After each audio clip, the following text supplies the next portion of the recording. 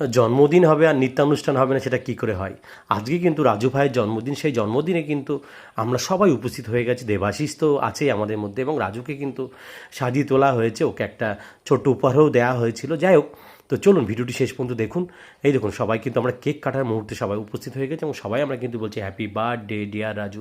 এবং রাজু কিন্তু অত্যন্ত একটা ভালো মনের ছেলে, এবং দেখুন প্রথমে কিন্তু সেই নৃত্য অনুষ্ঠানে যে মেন নৃত্য করছিল তাকেই কেকটা খাচ্ছে, এবং কেক কিন্তু সর্বদা ও কিন্তু ওকে খাইয়ে দিচ্ছে।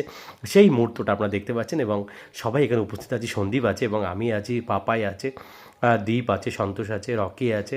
আমরা সবাই এক জায়গায় উপস্থিত হয়ে গেছে, এবং কেক দেওয়ার পর মুখটা পুরো একদম পুরো ভূত করে দেওয়া হয়েছে। সবাই সবাইকে কেক খাওয়াচ্ছে, এবং সামান্য চিকেনের কিন্তু একটা চিকেন এবং ভাতের কিন্তু আয়োজন করা হয়েছিল।